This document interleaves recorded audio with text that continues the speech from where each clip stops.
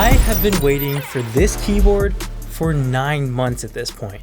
Like, I placed my order December 19th, 2024, and now it's the middle of September. And I was looking for what the original estimated ship date was, and I couldn't find it, but I think it was supposed to arrive in January or at least Q1 of 2025.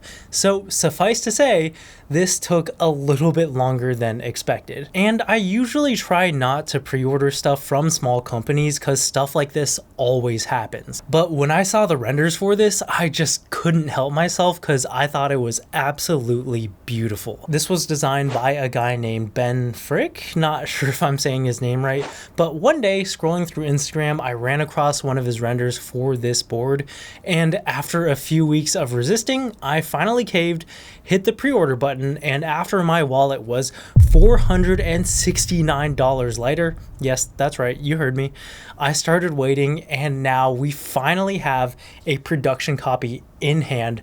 And I'm sure the pressing question you all have in your mind is, was it worth it? Especially if you've seen any of the reviews on their other boards. And well, the answer to that is a little bit more complicated than you might think. I will say from a design standpoint, I absolutely think it's worth every penny. I don't think teenage engineering could design a keyboard that was more teenage engineering than this. It's the perfect balance of clean minimalism with enough special details that it doesn't feel basic either. And quite honestly, just looking down at this thing when I'm at my desk makes me happy. But from pretty much every other angle, this is a big fat ripoff. Like, from a build quality perspective, it's pretty nice. We've got a full aluminum chassis with a really nice anodization process on it. Like I said in my last video on the Flow 2, there are different levels of quality when it comes to finish, and just because it says anodized doesn't mean they're all the same. And this is really good stuff, like on the same level as most Apple products. The knobs are also made out of metal, which is nice because that's an area that you touch a lot, and it's an area that manufacturers usually skimp on and go with plastic.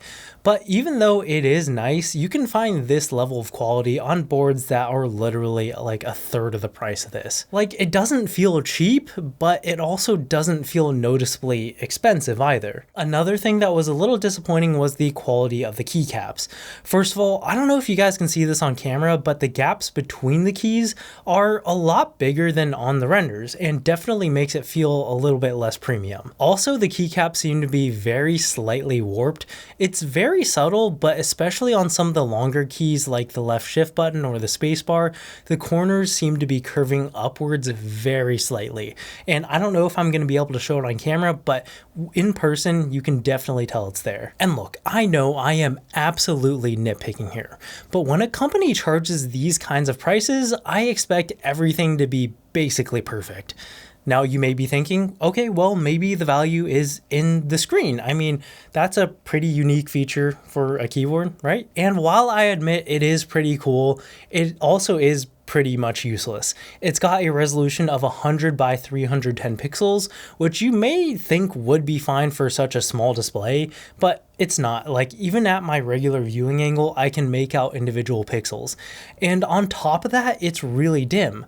I don't have a nit rating for this, but it's noticeably dark when I have this on my desk. And it also just doesn't really do anything.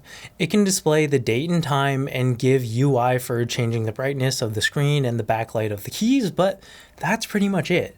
They do have a section on the desktop companion app for adding widgets, but when you click in, there's only two. One of them is coming soon, and the other, choosing a background, I just could not get to work for the life of me. So if you were hoping this screen would provide some useful utility, I wouldn't count on it. I do think it is a great design element though, so for me, even though all it does is display the time, I'm okay with that. Battery life is pretty rough though.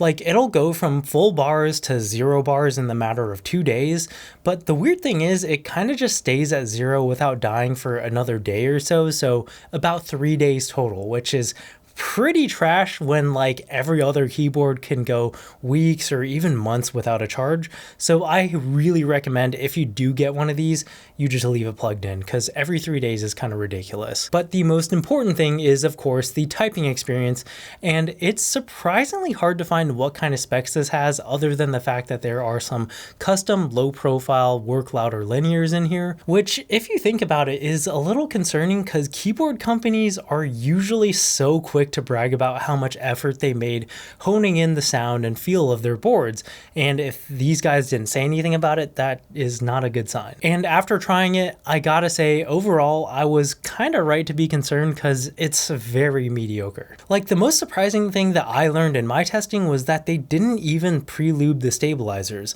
Like that's pretty much industry standards for boards less than half the cost of this board, and you can really tell, but I'll just let you hear it for yourself.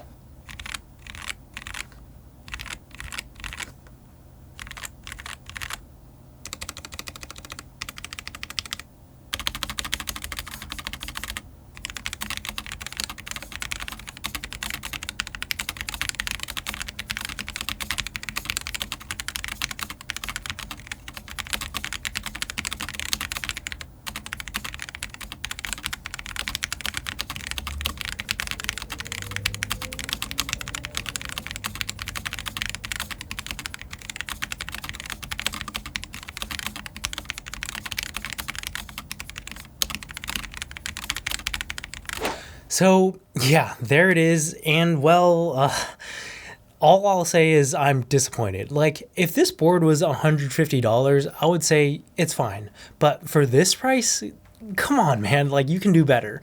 But one of the great things about this hobby is there's plenty you can do to make boards sound better. And maybe all this needs is some lube and it'll sound better. Hopefully.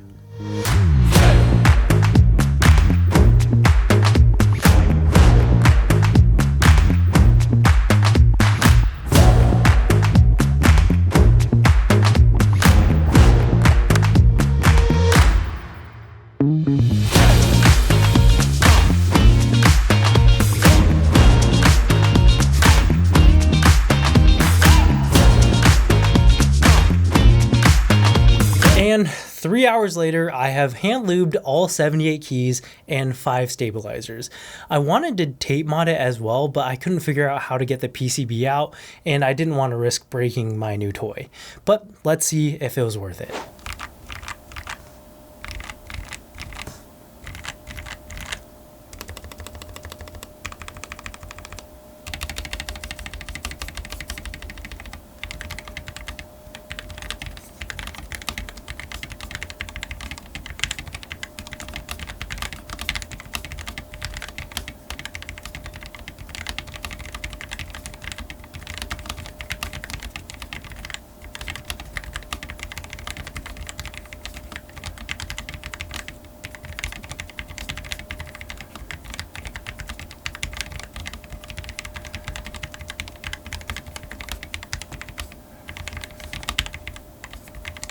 Okay, so I'll just say this right off the bat.